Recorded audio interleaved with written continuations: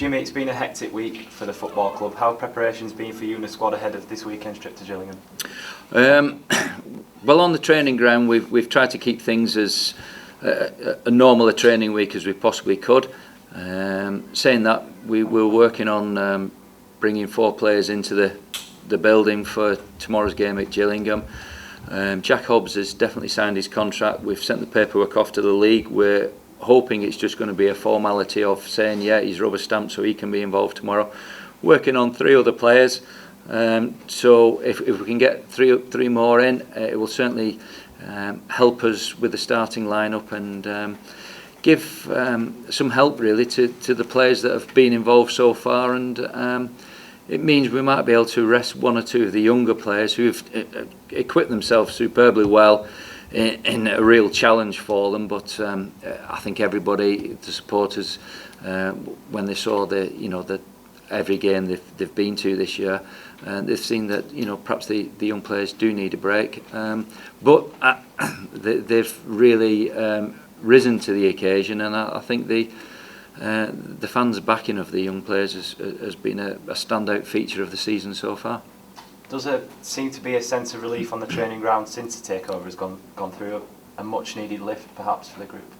Well, I think it's not so much on the training ground, it's much around the whole club, The introductory speech from Sharon Britton yesterday really was chalk and cheese to the previous owners and how they'd conducted themselves, and she said to all staff she's a winner in business, and she wants to be a winner in football, but it's going about winning in the right manner and how they treat people, and everybody left the room in a real positive mindset and with smiles on their faces, thinking or knowing that we're going to have a bright future.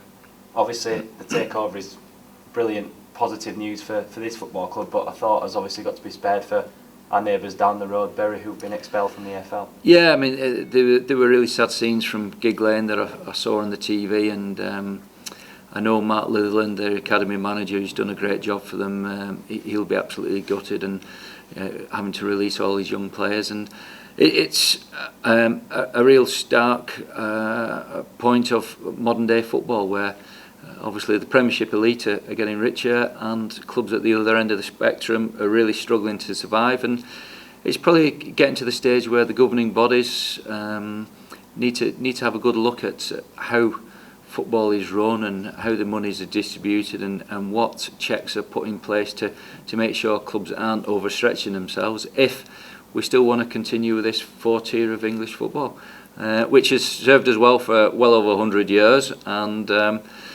the great thing about the 4-tier system, it's a good breeding ground for players and members of staff. We've, as an academy, must have lost 10 members of staff over the last 5 or 6 years who've gone on to be working at Premiership clubs. So not only is it players that sort of come through the system, it's members of staff get a good grounding at clubs like ours. In terms of injuries, how's the squad looking? Are Dennis Politic and Liam Edwards any nearer? Dennis trained yesterday, so that's good. Hopefully he's no reaction today, and he'll be included in the squad to go to Gillingham. Liam's still not ready yet, so we've got Dennis back, but not Liam. It'll be another tough test for the group this weekend, I'm sure, but what are you expecting from Gillingham? The clips we've seen from Gillingham, they're certainly a very hard working team, commit players forward when they are on the attack, sort of 3 or 4 people in the box when they sort of in and around the penalty area. So every Steve Evans team I've seen play over the last number of years, they are very committed, hard working, organised, and I expect nothing different tomorrow. So I'm sure the players are well aware of what to expect, and hopefully we can get some more signings before the 12 o'clock deadline to give us a lift. After this week's hugely positive news, there could be a few extra tickets sold in that away end at Gillingham on Saturday. That'd be great to see, wouldn't it? Yeah, and the support have been the support given to the young players has been fantastic so far, and I'm sure every supporter's glad we've got a future.